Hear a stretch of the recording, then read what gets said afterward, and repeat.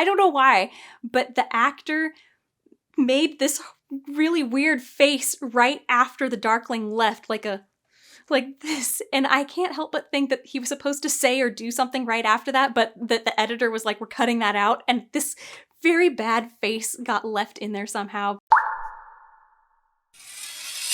Hey, welcome to the Sword in the Pen Reflections. It is my casual alternative to the more formal channel, Sword in the Pen, link up there. We're going to talk about Shadow and Bone Season 1, Episode 7, as it compares to its correlating chapters in the book, Shadow and Bone, which would be approximately middle of chapter 19 through the beginning of chapter 22. It's kind of more all over the place. There's been a lot of deviation in this episode. But we're going to break it up by storyline. So the first thing is, this is Alina's story in the book. We don't get any other perspectives. We never leave her head. So we'll look at that section as it compares to the show. The capture of, or the finding of, and the incident with the stag is pretty much the same as it is in the book, but I have some complaints about this in both of them. Well, I mean, it's not a complaint so much as I hope it amounts to something, because to me, it just seems like a delay for the sake of delay. So Alina approaches the stag, intending to kill it, but then says, well, wait a minute, maybe I don't have to kill it. Maybe there's another way around this. And then she has this moment with the stag where she can feel the power, and it's a positive experience. But then, of course, the stag ends up getting shot by the darklings dudes. and then, of course, there's this conflict with I want to save Mal, who's hurt now, and I have to stop protecting the stag so that I can go and do that. And then, of course, the stag gets killed by the darkling. And I'm wondering this, okay? I like that it shows Alina as being compassionate, right? I mean, we want to have a compassionate heroine, but her suddenly deciding maybe there's another way to do this, maybe I don't have to kill the stag, makes me wonder if that is going to be important later. And I hope that it is, because if it's not, this is kind of a weak moment, saying, oh, let's take a pause and show that Alina is compassionate. I like that, but we kind of already get the idea that she's a good person. We don't need to have this moment to accentuate it any further.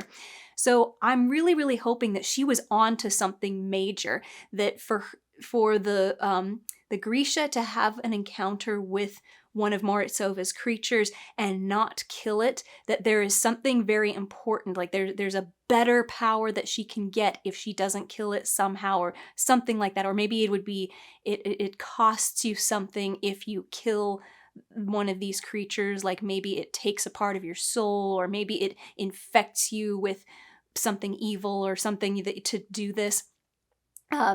Otherwise, it just feels like a delay so that we can have a pause long enough to have the darkling have time to get there and kill the stag instead of her. Like, we wanted her to find it first, but for the darkling to kill it first. So how do we do that? Let's have her have second thoughts about killing it. That works.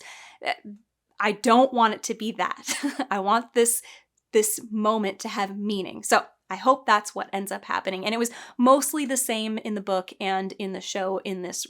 Any major differences weren't that major plot-wise to the story. Now, something that we didn't have in the book that I do like in the show is that the darkling is not so obviously evil in the show, at least around Alina. So he genuinely comes across as feeling alone and wishing that he had somebody else to work with, and having good intentions. And part of that is because we get his backstory, which I did like. I like having a backstory with him, but I had some complaints about it. We'll talk about later. But I want to make sure that our bad guy, if we're supposed to have second thoughts about him being a bad guy, that's for a reason, because maybe we really should have second thoughts about him being really a fully bad guy. I don't want it to be he's tricking her into thinking that he's a bad guy, because then that feels cheap. At the very end, you go, okay, so he was just tricking her and it was all just a trick, and there was no genuine, there was nothing genuine behind what he was saying about how he's alone and now they're together and the two of them together can do something. I mean, he's immortal like this, right? So for him to find an immortal mate is a kind of important thing. You know, otherwise you just go through your life alone. But also a partner in an equal position of power as him. That'd be an important thing. So I'm really hoping that this is a genuine thing coming from him, and the show seems to be portraying that, whereas the book is giving very little sign that that is the case. For the most part, he comes across as totally 100% evil in the book, and you just don't get that. Yeah, you get what I mean. He seems mostly evil, almost 100%. I know I said he seems 100%. He's evil in the book. And in the show, you're kind of questioning like how much of this is truly evil and how much of this is truly genuine. Alina has also a few things that I like about her in the... It's hard to say, like it was handled differently. Okay, I'm talking about Genya here. So Alina's interactions with Genya in the book and in the series are different. And I mean throughout. So in the series, we only just found out that Alina was being sexually abused by the king. We had this relationship with her before where she was a friend and whatnot, but it was more superficial. And then suddenly, oh, she had this horrible thing going on with the king. So their friendship seemed close, but not as psychologically and emotionally intimate as it could have been if she had exposed that sooner in their relationship, which she does in the book. Okay, so then you have Genya appearing in the tent after Alina has had the antlers implanted in her, and she's talking to Genya, and she kind of, in the show, she kind of scolds her and, you know, says, you know what, I've been alone and stuff. She's like, I agree that you know, the king deserves all of your retribution that you want to deliver to him, like, but the darkling doesn't deserve your loyalty. And I like that. I like that that Alina is kind of throwing that at her. Like, I have been alone, and it's not an excuse for you to do evil things or support evil people. But in the book, you don't have that so much. You have her more supportive, going like, oh, I understand what you've been through, and I've been alone, and I understand why you had to do that. And they have this bonding moment. But you don't have that in the show at all. I got to see where they're going with this, but I have to say that it was handled right. So I don't think that Genya, her saying what she says to Genya in the show, would have been as believable as, like, you know, oh, you know, Alina, that's kind of cold of you to say, if she had been aware of Genya's situation this whole time. Like, if she had always known about Genya's being abused, then maybe she would have been more on Genya's side. But she just learned this about Genya, like, the day before she left the little palace, and now she's scolding her. So it makes sense that she didn't have this long established loyalty to Genya based on, yeah, go get him, like whatever you can do to get back at the king. And, you know, if you have to side with the bad guys, like there wasn't that opportunity. So this is good. But it does mean that the relationship with Genya is not as strong. I think the only way that you can fix it in the show at this point is if Genya kind of flips sides, and maybe she stands up to the Darkling in order to defend Lena or Alina or something. So I'm curious about where that goes. We've only got one episode left in season 1, so maybe we'll see something happen there. Okay, some other stuff that we had in the book that we didn't have in the show is, in the book, Ivan talks to Alina, and we get a little of his backstory. We find out that he had a brother and some other relatives who died, and that is why he is so loyal to the Darkling, because in his words, I think it was something like, you're sorry that somebody I have died, and, you know, the king is sorry, everybody's sorry, but the Darkling is the only one doing something about it. So suddenly his character makes perfect sense. We have a reason to understand why he is like the way that he is.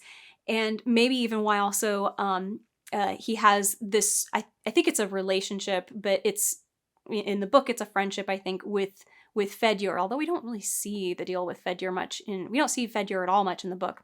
I'm glad they put him in the show, though. But we don't have much of a reason for him so far in the show, so I'm wondering if that's going to come out, if we're going to see that Ivan isn't just a henchman who loves evil. He actually has loyalty for a reason. So where the show has done a really good job of giving some backstory and reasoning for characters and given them more personality and likability, they failed in the Ivan department. Unless I missed it. If I missed that, let me know. I was really happy also that in the book, and it wasn't in the show again, in the book, Alina has a moment where she thinks about the apparat. So back in one of the earlier episodes, I think it might have been episode 3 or 4, anyway, she talks to the apparat and he comes off as very creepy, but you sort of start to think that maybe the apparat is an ally, like he's there to help.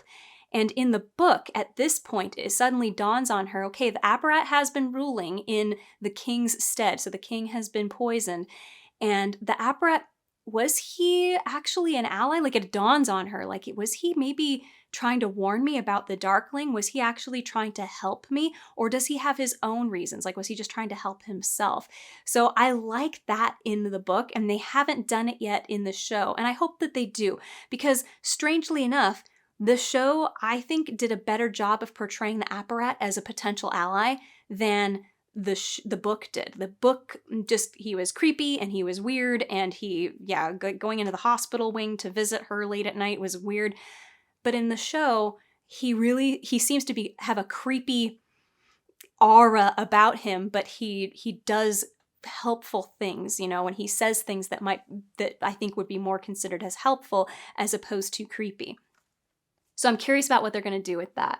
Okay, another thing that the show has done. Now, okay, this is not a thing that the show has. It is something they've left out, but I think it's good in this case. So in the book, the darkling tells Alina, I mean, this is just an example of him being pure evil. I'm going to take Mal out to the fold tomorrow with us, and you're going to watch him get eaten by the Volcra. That's what's going to happen. I mean, that's just so evil. You just see how, okay, Alina will never, ever forgive him for that, ever in a million years. And in the show, I think they realized, yeah, nobody would ever forgive the Darkling for that, so we're not going to have him do that. But what they did in the show was really good. So they kept that evilness there by having the Darkling interact privately with Mal. So he comes up to him when Mal's all shackled up and essentially tells him, like, you did not appreciate Alina when you had the opportunity to. I did from the very beginning, which is true. And then Mal is like, oh yeah, well, it doesn't matter because I appreciate her now and I'm the one that she chose. And you're kind of going, yeah, I guess that's true also, but whatever. The Darkling was the first one to appreciate her. He never didn't, although he may have been corrupt reasons that he appreciated her.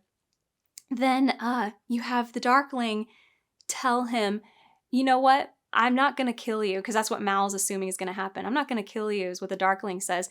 I'm just going to let time do that, because you're going to die of old age, and Alina and I are immortal. We're going to stay young like this forever, and you're just going to waste away. And that was so much better than saying, I'm going to kill him, because this plays into how he's just super patient. He's the kind of character, and you would imagine, like, okay, that's how somebody who's immortal would actually be. He doesn't need to kill this guy. Time will kill him for him. And guess what? Something you would learn through living so long is that people change. Their feelings towards other people do change. And so he's like, eventually, Alina at some point is going to realize that I am the only other person in the world with her, because there is no one else who will be immortal. Like, I mean, imagine being surrounded by a bunch of children all the time, and finally you come across another adult. That's what it would be like. So at some point, she is going to be with me and not with you, because you'll be dead. So I liked that. I thought this was a subtle way to be evil, but also evil in a very unique way. He's not going to kill him. He's going to let time do the job for him. And that has to be one of the first times I have really noticed this kind of thing happen, where they say, you know what, we'll just let the bad guy outlive the good guy. Like, that's the threat. The threat isn't, I'm going to do anything bad to you. I'm just going to live longer than you. I like that. That's very good. It's still the same evil, but more subtle. Yeah, something about the Darkling feeling that he can outlive other people kind of turns him into what I call the creeping doom. The creeping doom is an idea that there is something that a perilous sort of a presence that is going to exterminate everything or outpower everything or outlive everything in this way. And it moves at a slow pace, or it moves at a pace that is patient because death is not an issue for it. And I like that. This is a creeping doom, which to me feels more ominous than a vicious, violent presence coming at you. So the creeping doom is good. Keep going with it, darkling. And at the end of that encounter with the darkling, it's actually kind of funny in the show. I don't know why, but the actor made this really weird face right after the darkling left, like this, and I can't help but think that he was supposed to say or do something right after that, but that the editor was like, we're cutting that out, and this very bad face got left in there somehow. But anyway, it made me chuckle when I saw it. I rewound it, and I made my sister watch it, and she was laughing too. So another thing that the show does not have that the book had, and I'm glad that the show didn't have it, even though I liked some of the stuff that was in the book, in this particular scene, it just felt melodramatic, and that is the darkling lets Mal and Alina have one last night together. So she goes to his prison cell and spends the whole night kissing him and embracing him and, being with him through the bars of the jail and knowing that he's going to go and die the next day. It's very melodramatic. It's a way for them to be like, this is our last savoring moment together. And I, just as a storyteller, was kind of waiting for it to get past this moment because I wanted to get to the fold, which didn't happen in the next scene, but we almost got there. So I felt like it was a waste of time. We get it. They appreciate each other. And we got to see a lot of that in the show on their way to getting the stag. So I think that was a good decision. I liked that a lot. I felt like they did it. It was a good choice to do that. It also makes it more urgent that she hasn't seen him since he was injured and taken away. So she wants to get back to him. But yeah, in the book, it was something that was perfectly fine until I saw it done this way in the show, and I said, this is better. I was reminded a little bit of that moment in The Last of the Mohicans when you had Daniel Day-Lewis's character and the gal, he's going to be executed in the morning, and they spend all night, holding each other through the bars of the prison. And it felt, I love Last Mohicans, but it's, in this case, I'm sorry, but Shadow and Bone is not The Last of the Mohicans. So it didn't have the same resonance with me. It just felt like, oh, come on. One last thing that I liked about the Alina storyline was, and it's not really Alina, it's Mal, I suppose. It's that bullet that was on the little goat. I am so glad that they brought that back. A little detail like that makes a big difference. It means that something they took the time to do in an earlier episode that seemed like, oh, this is cutesy, actually had some meaning. So, this is the reason why I think they had Jesper need a goat on the train. It's a bit elaborate, like we needed him to have this goat because the goat's going to be important later on in the story when Mal needs the bullet so he can escape. That's a bit much. I'm not sure how you could fix it. I would have to sit there and brainstorm a new way to do it, and I'm sure that there is a simpler way to make this happen, but at the same time, at least they had it come full circle. It wasn't something they just did to be cutesy with Jesper, although it was very cute. Okay, so talking briefly about the Darkling flashback. I thought this was great. So I did have some problems with it, but I thought it was mostly really good. This shows the Darkling in a very sympathetic light. The show is doing such a good job at turning characters into characters that we like. Even the bad guy characters were kind of going, I get it. Like, I'm all for what the Darkling wants to do and why. And I also kind of feel like, all right, Baghra, if you really are his mother, which I think she is, she kind of set him up for this psychological vulnerability to becoming like this.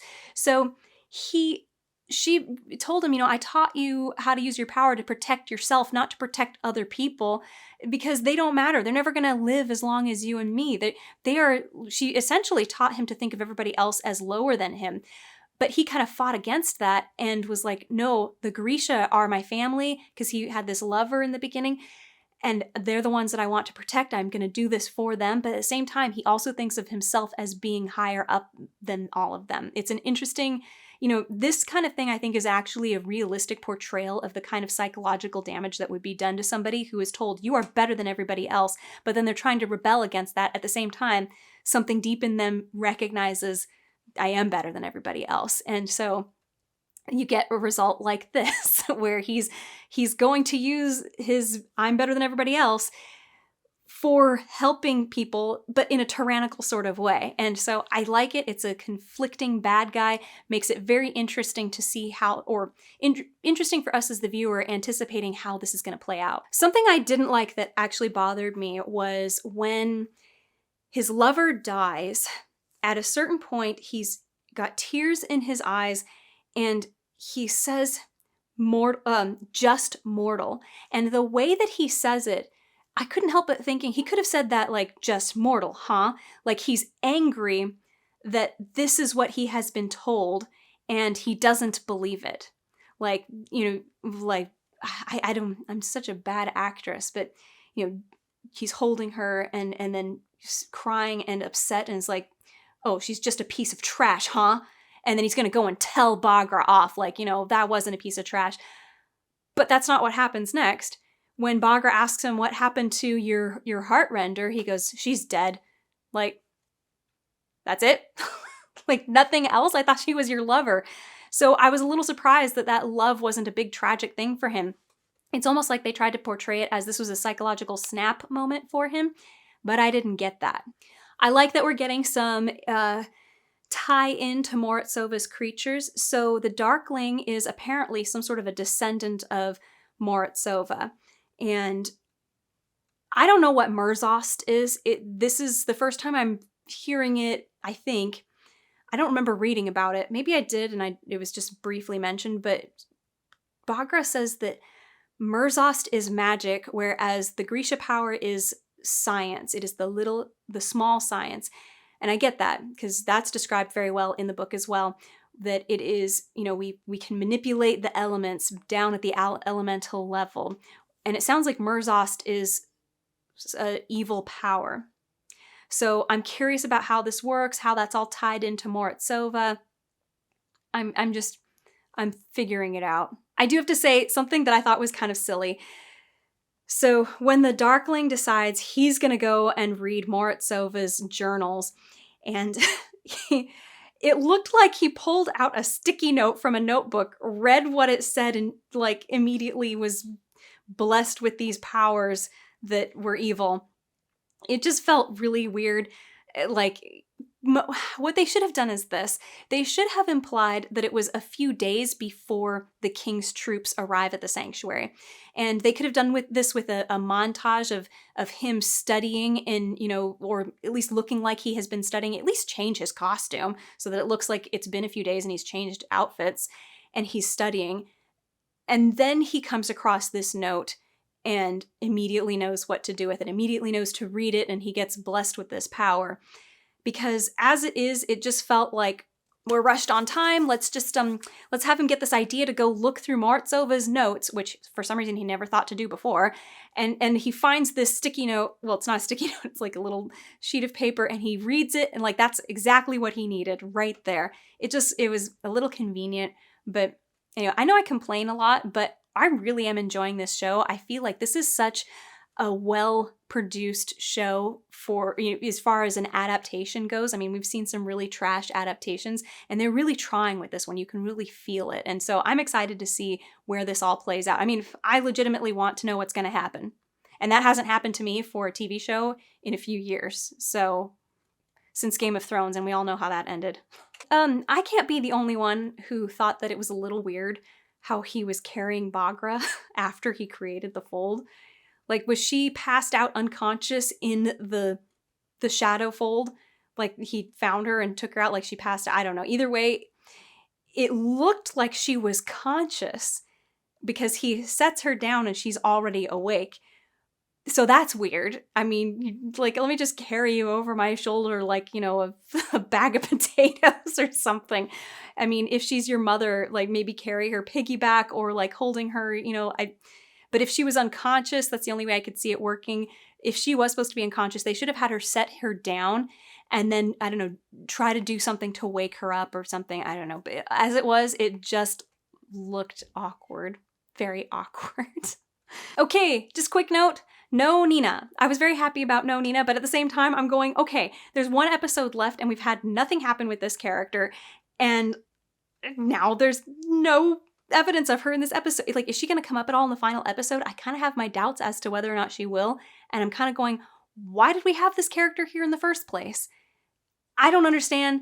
I highly doubt that she's going to become significant because I think she's got to travel a really long distance to get back to where everybody is in the Shadowfold at this point. So I'm just confused about this whole thing. Like, why have we seen her? I know that she's an important character later, but it's just weird to have this. Like, it feels like filler. It feels like, well, we needed to have more stuff happen. You know, you could have had more stuff happen with the crows and I would have been happy with that. You don't need to show this side character and her love story. Like, if that's all we're supposed to get is that she falls in love with this guy, how about we meet her after she's fallen in love with her? And we're going, how is it that Agrisha has fallen in love with a Fjerdan, I forget what the heck the name of the witch hunters are in Fjerda, but yeah, and that can be like a mystery that we get to, you know, learn about.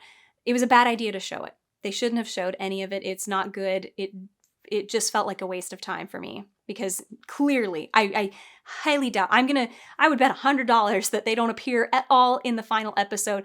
At least they don't appear with the main group in any way or in relation to the main group in any way. They are just going to be side characters off doing their own thing. As for the crows though, I am really still enjoying the crows. At this point, it's because of the crows that I'm super excited about the next episode. So I was a little, you know, going, I don't know how they're going to bring this all back together. And this is the best way to do it. So they failed in their attempt to kidnap her earlier, and then they couldn't, you know, find her again later on.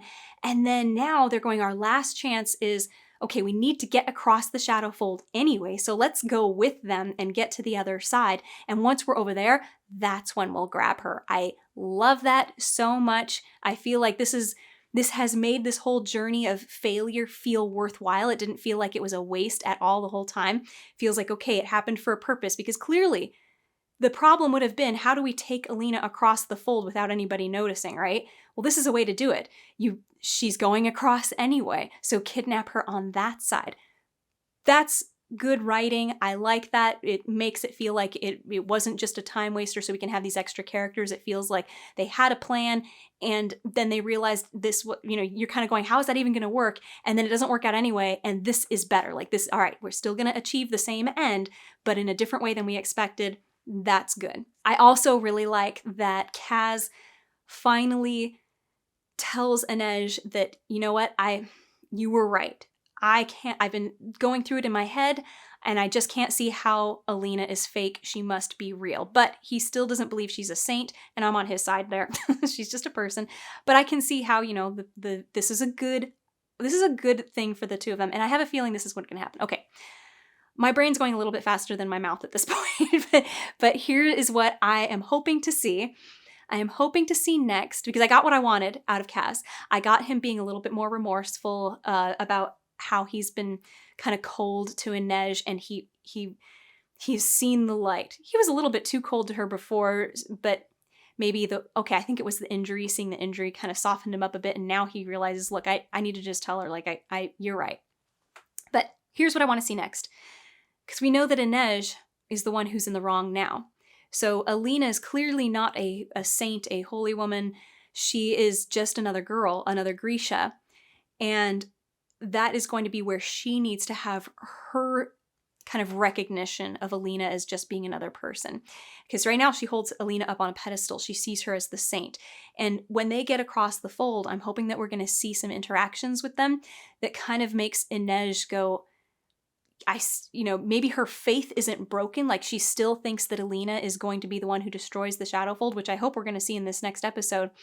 But that unless she fails to do it, and then the whole second season is about that, which is actually what you do in trilogies and stuff, is you have them fail. Usually you have them fail in the middle one. But anyway, okay, so what I'm hoping to see is that, yes, Inej recognizes that Alina is a person, but it still doesn't break her faith. And maybe at that point we see Kaz being a bit disappointed that her faith isn't flipped upside down, just that it's maybe she has a different way of looking at it. Anyway, we'll see how that plays out. But I like this. I like this dynamic. I'm really enjoying it. Also really enjoying the relationship that Jesper and Inej and Kaz have as a trio. I think that scene where they're underneath the wagon looking at the train, they're waiting for these guards to clear out of there so that they can go and steal the train and go. And you've got Inej casually referring to Jesper as Jess, and Kaz going, Jess? And then Kaz going, no, it means friendship in Suli. And then Inej going, no, it doesn't. I just thought it was a very cute, it felt like a very natural sort of interaction between these three. And I would like to see some more stuff like this with the three of them. We've seen them butting heads, but I'm really enjoying them being a team as well. I think the butting heads is good because it creates great contrast for this being a team. But Kaz said something right at the end of this scene that caught my attention, and I am curious to see where that goes. He said, Arkin and I are a lot alike, or something. What did he say? Let me check. Okay, he says, Arkin and I think alike. And I don't know if there was an implication that somehow he and Arkin, I don't know, he feels like he knows more about Arkin's history. I don't know if Arkin's alive. Is he alive? I hope he is, because I thought he was an interesting character. It'd be interesting to see this dude who definitely doesn't look like an assassin, but he is, and he's a vicious sort of a person and very intelligent. That would be a great adversary, so I'd love to see him again. But it also does make me curious about Kaz's past. So I know that we've got something going on with, what's his name? Pekka Rollins, which we're probably not going to see resolved in the next episode. I don't think. That's got to be for a season. That's a season 2 drama. But I like that we're always getting hints about their past, or that there's something about their past that we don't know. Like even at the beginning of this whole episode with the crows, you had Inej stitching herself up and Jesper asking, where'd you learn to do that? And she says she learned to do it at the menagerie, and that's why she can't go back. And he kind of goes, oh, that's dark. So like, why would she have to learn to stitch herself up? Was this like she would get abused by the clients, or what? So it makes you wonder what happened, and are we going to learn about it? You also see that she has a much older scar above the one on her belly that she has now. So you want to know more about these characters. They're very intriguing.